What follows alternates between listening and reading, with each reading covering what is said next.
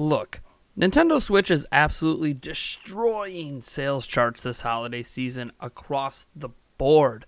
No doubt, in large part due to the combination of Let's Go Pikachu and Eevee, along with Super Smash Bros. Ultimate. Combine that with some aggressive holiday pricing and bundles, and Switch is basically seeing a massive growth from last holiday season to this one. But if we're honest with ourselves, 2018 itself felt like a downturn from what was one of the best launch years in recent console history in 2017.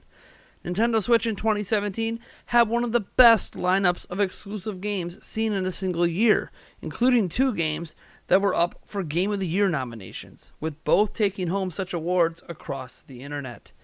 Breath of the Wild may have been the best launch game Nintendo has provided since Super Mario 64, but there was a lot of variety of content to choose from in 2017. Zelda, Mario, 1-2 Switch, Mario and Rabbids, Fire Emblem Warriors, Xenoblade Chronicles 2, Splatoon 2, ARMS, Golf Story, Snippercliff, Skyrim, LA Noire, NBA 2K18, WWE 2K8.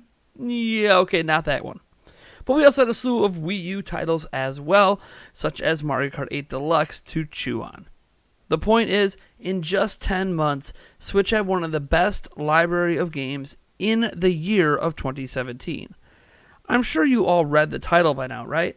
Good, because it was important to frame 2017 as the current bar to cross for the best year for Nintendo Switch, as I think we can largely agree that as great as Let's Go, Octopath, and Smash may be, the other offerings this year certainly don't compare as well, even if I do like Wolfenstein 2 better than 2017's Doom port.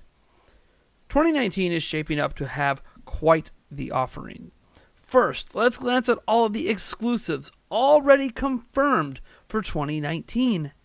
Yoshi's Crafted World, Daemon X Machina, Marvel Ultimate Alliance 3, Travis Strikes Again, No More Heroes, Fire Emblem 3 Houses, Luigi's Mansion 3, the next Pokemon game, Animal Crossing, Shin Megami Tensei 5, or at least for now, it's only currently listed for Switch, Town, a brand new IP by Game Freak, Yokai Watch 4, and those are just the titles we know about and are already announced. 11 killer titles across a wide variety of franchises and genres. We're also getting a nice wave of ports and remasters too. New Super Mario Bros. U Deluxe, basically every Final Fantasy game, save 8, 13, 14, and 15. Well, we are getting 15, the mobile version at least. Final Fantasy Crystal Chronicles Remastered, Saints Row the Third, Darius Cosmic Collection, Sphinx and the Cursed Mummy, and Samurai Warriors 4 DX, along with Tales of Vesperia Definitive Edition. Oh, wait, you want current-gen AAA games? Sure, those are coming too. We have Trials Rising, along with finally Dragon Quest XI landing, Digimon Survive, Crash Team Racing, Mortal Kombat 11, Dragon Quest Builders 2, and Team Sonic Racing. This is before we consider 2 other major titles Nintendo has already announced, with no launch dates or year shown publicly, in Metroid Prime 4 and Bayonetta 3. Sure, I don't think these games are actually releasing in 2019, but we can't yet dismiss that possibility, and surely we're at least going to find out more about those games, which already makes 2019 a little bit more exciting. Sure, for me, there isn't that new Zelda game or a fresh 3D Mario platformer to gush over like we had in 2017, but it's hard to deny the sheer wide variety of content selections we are having in 2019, and this is largely without considering the indie scene on top of it all, as we would be here all day to list the 300 plus indie games announced for Switch next year. More than this, however, in 2017, we obviously had the excitement around the launch of the Switch. And while we aren't starting a new generation of hardware in 2019, rumors are running wild that we're at least going to see a hardware refresh of Switch in 2019. The closest thing you can get without actually starting a new generation. Will it be the Switch Pro? A 3DS XL style upgrade? Nobody really knows at this point, and it will be one of the major points of speculation and debate up until Nintendo unveils their plans.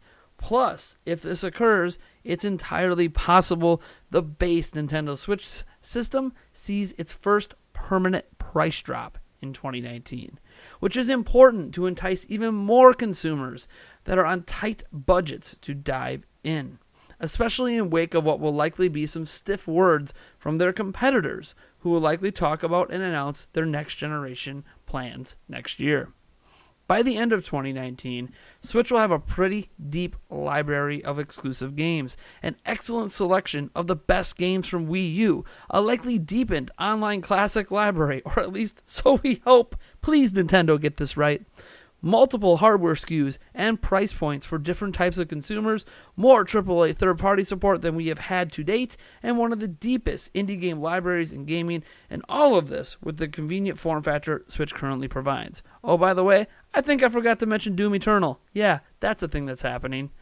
This isn't me saying Switch is perfect, and it's without faults.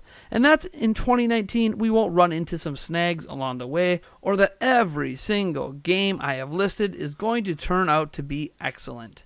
I am still soured a bit by the lack of content in Mario Tennis Aces, after all, in spite of loving the core gameplay.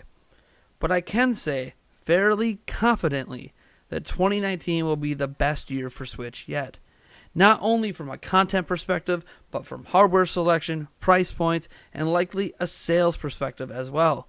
Yeah, I think 2019, which ends in fiscal year of March 2020, will be Nintendo's best year yet for console sales too.